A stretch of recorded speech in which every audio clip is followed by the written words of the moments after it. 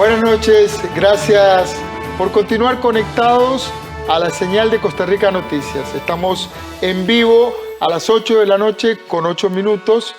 Soy Ernesto Rivera. Un estudio de la Organización para la Cooperación y el Desarrollo Económico de la OCDE, ese grupo de países con buenas prácticas de gobierno en donde fuimos aceptados hace muy poco y que nos llena de orgullo, señala que entre los países de la OCDE, Costa Rica es uno de los que tiene mayor desigualdad y que esa desigualdad se ha venido profundizando en los últimos 30 años. ¿Cómo afectará esa desigualdad el año de la desconexión pandémica en educación? ¿Cuántos de las niñas y niños que salieron del sistema educativo el año pasado lograrán regresar? Una de las personas que más conoce el sistema educativo de Costa Rica es investigadora y coordinadora del proyecto Estado de la Educación, es Isabel Román, y está conmigo esta noche aquí en el set. Bienvenida, doña Isabel.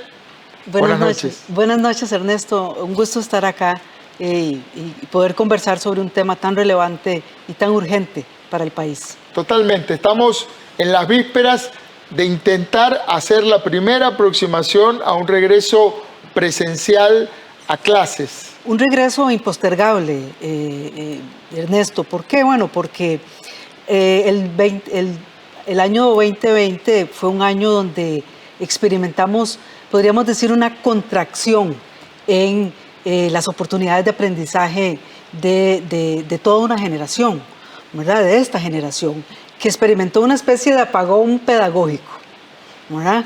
Y pues esto nos coloca ante una posible nueva década perdida para esta generación, desde el punto de vista de las capacidades, ¿verdad? De sus capacidades, y esto nos podría realmente poner frente a un retroceso generacional, ¿verdad?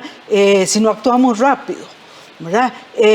Y aquí también es importante que es un momento inédito en la historia reciente de la educación costarricense, que también ha supuesto una prueba de esfuerzo para el sistema educativo, ¿verdad? Que ha desafiado a nuestro sistema educativo y a todos los sistemas educativos del mundo, ¿verdad? Y pues también ha abierto nuevas oportunidades que, si las sabemos utilizar, podríamos pues tener hacia futuro mejoras, pero hay que actuar rápido, ¿verdad? Y por eso es que desde el Estado de la Educación nosotros hemos insistido que hay que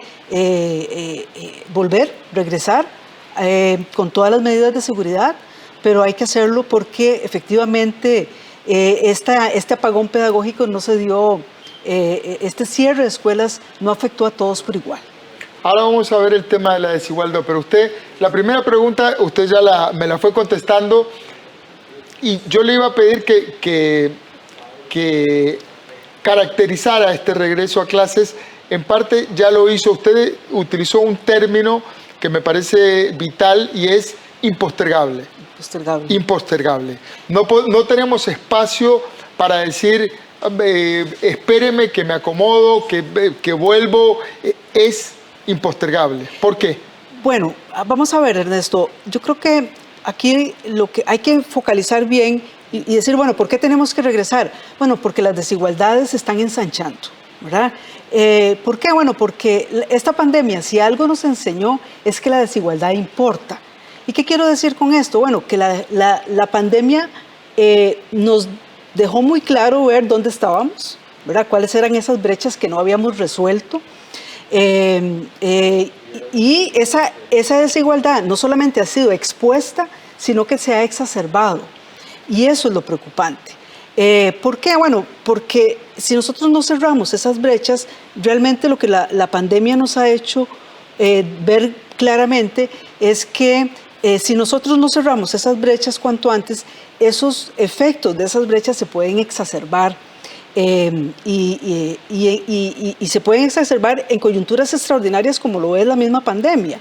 ¿Qué quiero decir con esto? Bueno, es que el COVID no afecta a todos por igual. ¿A quiénes más afecta el COVID? Bueno, a los más pobres, ¿verdad? A los que no tienen empleo formal, ¿verdad? A los que no tienen conexión. A los que están desconectados, a los más discriminados por razones de etnia, por ejemplo, a nuestros estudiantes indígenas de las zonas rurales, ¿verdad? A esto que decís de los desconectados, ¿verdad? Entonces, desde nuestro punto de vista, el desafío a la hora de regresar tiene que ver con que necesitamos evitar que esos efectos temporales que tuvimos en el 2020 de incremento de las desigualdades se nos conviertan en daños permanentes para toda una generación. ¿Y qué quiero decir con esto? Bueno, a lo que preguntabas, hay un porcentaje de estudiantes desconectados. La ministra en su informe a la Asamblea Legislativa en esta semana y la semana pasada hablaba que había más de 300.000 estudiantes desconectados. 300.000 que están fuera del radar. Desconectados, digamos, que no tienen forma de conectarse virtualmente. Claro, lo que digo es que ese vínculo que tenía la escuela, que los anclaba con el sistema, claro, que salían de sus casas, algunos con problemas de violencia intrafamiliar, con problemas sociales, con estrechez económica, en hogares en donde tal vez uno de sus padres perdió el empleo o los dos. Claro. Entonces, la escuela era el Estado conectándose con esa familia y ahora ya no está. Claro, porque es que eso es lo que rompe la pandemia, la presencialidad, esa relación, ¿verdad? Ese vínculo. Y además la pandemia nos enseñó a que lo más sustantivo del sistema educativo es la relación docente-alumno, ¿verdad? Entonces, cuando estamos hablando de 300.000 estudiantes que no están conectados, eso significa que estamos hablando de un 30% de los estudiantes preuniversitarios, 1 de cada 3 estudiantes, ¿verdad? Y nosotros habíamos estado investigando sobre las brechas en el 2019 y había un porcentaje importante de estudiantes, muchas desigualdades, ¿verdad? O sea, los niños de los sectores de mayores ingresos en un 80% tenían acceso a una buena conectividad, eso era apenas un 37% para los más pobres. Esos más pobres, generalmente el 40% se conectaba por celular, ¿verdad? Y había alrededor de un 10% que no lo hacía de ninguna manera. Cuando nosotros revisamos, esa era la información de la encuesta de hogares del 2019, cuando ahora revisamos los datos del 2020 encontramos que eso no cambió, eso sigue siendo igual. No mejoró. No mejoró. Y en las regiones, fuera de la gran área metropolitana, esas desigualdades están ahí. Y ve, por ejemplo, Ernesto, encontrábamos que hogares con computadora eran mucho menos en las regiones rurales, ¿verdad? O fuera de la gran área metropolitana. Por ejemplo, un 60% de los hogares en la región central tienen computadora, en el Caribe eso baja a un 30%. Y cuando indagamos estudiantes que acceden a computadoras fuera del hogar, en el 2019 encontrábamos que, por ejemplo, en el caso de la región Huetar Atlántica, eso andaba alrededor de un 28% de estudiantes. Y ve qué interesante, ahora revisamos en el 2020 y ese dato ya no está, da cero. Y nos preguntamos, ¿pero por qué da cero? Bueno, porque es que la oportunidad de esos estudiantes de conectarse, de tener una computadora, ocurría en el centro educativo. Por eso es que hay que volver cuanto Hoy no antes. Tienen ninguna posibilidad de conectarse a ningún lado. Por eso es impostergable regresar. Isabel, uno de los desafíos para este regreso a clases es afinar la logística. Una logística muy compleja, en muy pocos días además. ¿Cómo ves la revisión de edificios, el control de matrícula, la verificación de que haya agua potable en el establecimiento, los protocolos, etcétera? ¿Cómo estamos con la logística? Yo sé, usted no trabaja en el MEP, sí, pero tiene mucho conocimiento del tema. ¿Tenemos la capacidad para resolver todo esto? Vamos a ver, bueno, la ministra sí nos invitó al Estado de la Educación a participar en una comisión para toda esta preparación de los protocolos, y la verdad es que nosotros hemos estado ahí escuchando, y la verdad es que en términos de protocolos ha habido una preparación cuidadosa, digamos, intersectorial entre el Ministerio de Salud y el Ministerio de Educación, y creo que ahí todas las condiciones están cubiertas en términos de protocolos, ¿verdad? Ahora nos toca confiar en nuestros estudiantes y en su capacidad, yo por lo menos confío en la capacidad de nuestros estudiantes y también en nuestros docentes, ¿verdad? Ahí viene la pregunta de los 100 millones de pesos. ¿cuántos de las niñas y niños que salieron del sistema escolar volverán, regresarán? Y ahora que usted lo dice, ¿podemos confiar en que regresen o tenemos que ir a buscarlos? Las dos cosas. Vamos a ver, todavía los datos de exclusión educativa no los tenemos hasta que no haya la matrícula, ¿verdad? O sea, hasta ahora están en medio periodo, o sea, son datos preliminares y por lo menos desde el Estado de la Educación siempre esperamos los datos completos, ¿verdad? Que los tenemos hasta que haya matrícula y ahí vamos a saber quiénes se nos quedaron. Pero a la pregunta que decís, hay que ir a buscarlos, ¿verdad? Porque esto es una emergencia nacional. O sea, este país no se puede dar el lujo de perder un solo niño, porque ya se nos acabó el bono demográfico. Cuando hay una emergencia y alguien se queda aislado en una zona por una crecida de un río o lo que sea, la Comisión Nacional de Emergencias mete una lancha y lo va a buscar.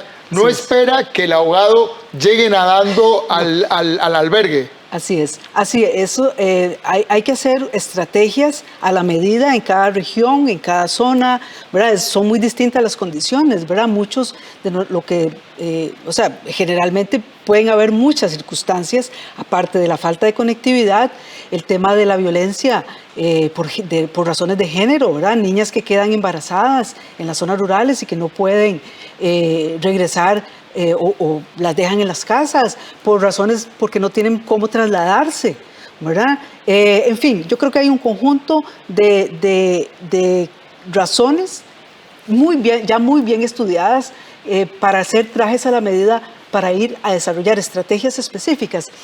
Una de las cosas que nosotros estamos todavía desarrollando las investigaciones para el próximo informe del Estado de la Educación, que saldrá en agosto de este año, y hemos encontrado muchos problemas de hacinamiento tecnológico en las casas, ¿verdad? Claro, el hacinamiento adquirió un matiz completamente tecnológico. Una computadora o un celular y 4 o 5 usuarios, unos estudiando, otros teletrabajando.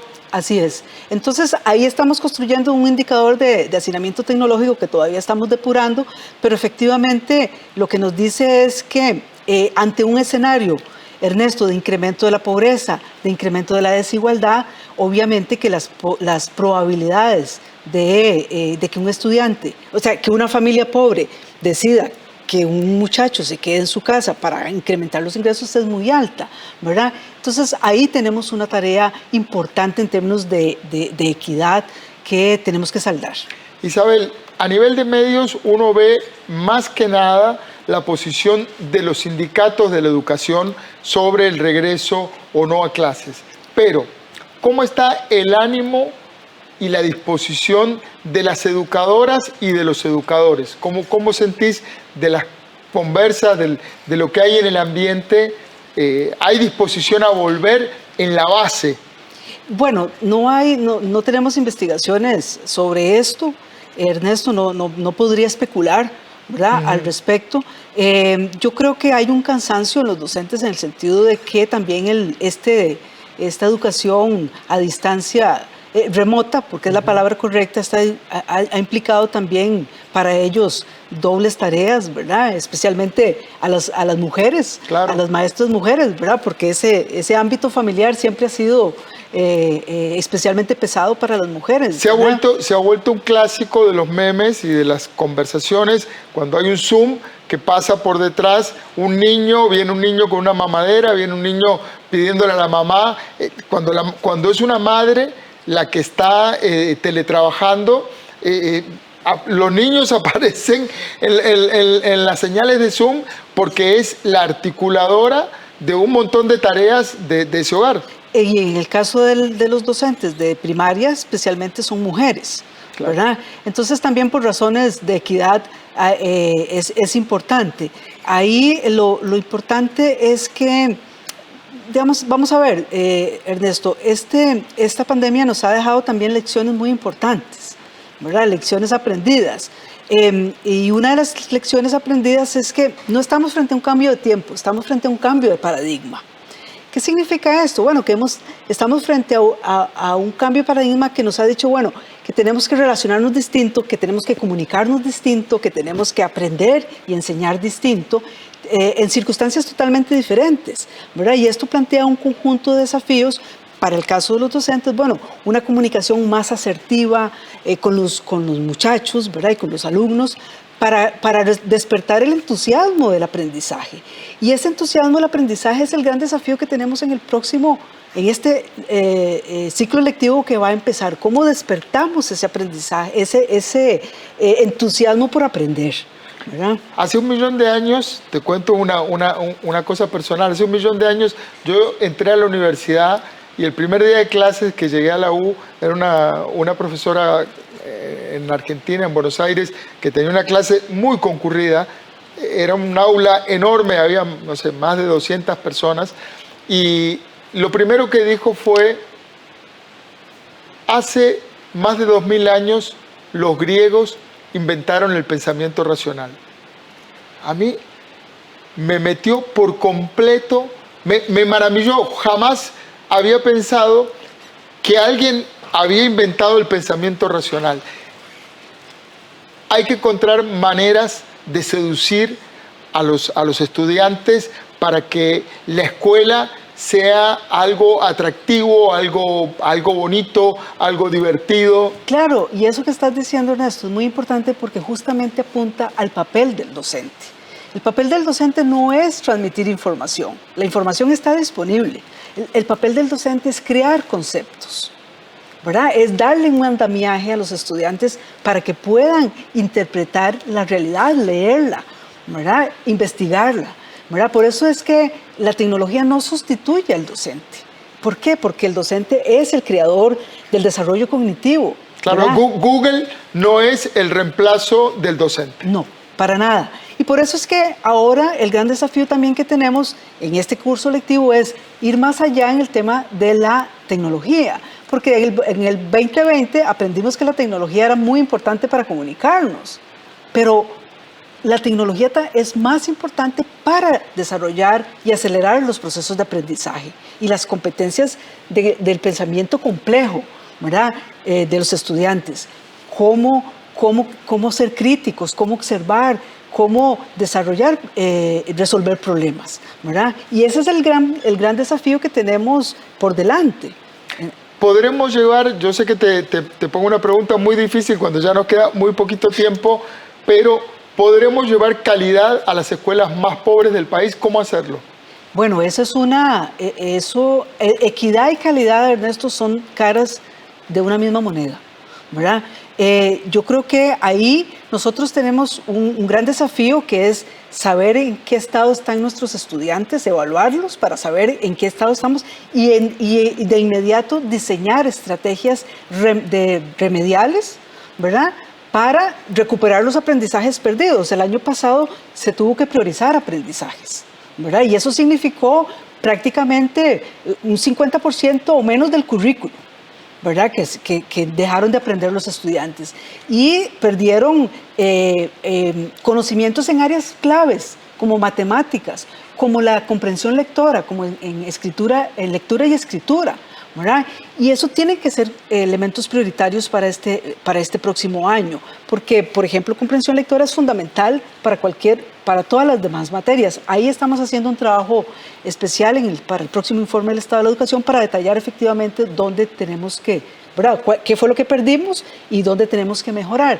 Pero efectivamente, a la pregunta que planteabas, tiene que haber, y eso ha sido una posición que el Estado de la Educación ha planteado, los estudiantes más vulnerables tienen que ser una prioridad y tiene que haber estrategias específicas de atención. No podemos meterlos a todos en el mismo saco. No se los puede tratar como si fueran iguales porque no están en iguales condiciones. No, porque es que la escuela improvisada en la casa es una escuela que profundiza la desigualdad. ¿Por qué? Porque no todos los padres no tienen las capacidades, el capital cultural para apoyar a sus estudiantes, a sus hijos en iguales condiciones. Una familia pobre cuyos padres perdieron el empleo y que están en Operación Frijoles, no pueden estar apoyando a sus hijos como esperaría un docente. Esta pandemia también le ha permitido a los docentes conocer más la realidad de sus estudiantes, ver lo desigual que es esa realidad. Por eso la escuela pública iguala, pero la escuela afuera es profundamente desigual, ¿verdad? Por eso, de nuevo, por eso es impostergable el regreso, porque en ese regreso tenemos la obligación como Estado de garantizar, nivelar la cancha, ¿verdad? Y ese es nuestro principal desafío, nivelar la cancha y recuperar lo perdido para que no tengamos una generación perdida. Isabel Román, del Estado de la Nación, Estado de la Educación, se nos fue el tiempo. Me quedo con esa frase tuya. El desafío es nivelar la cancha para que la mayor parte de nuestros estudiantes, sobre todo los de las zonas más pobres, tengan educación de calidad. Muchas gracias. Gracias, Ernesto. Gracias a ustedes. Enorme desafío tienen hoy las familias, el ministerio, los docentes, todo el ecosistema educativo. Tenemos la obligación, la necesidad perenne de sacar, de traer, de volver a meter a los chicos a las escuelas y colegios del país. Recuerde, trabajamos para usted. Somos la televisión pública de Costa Rica.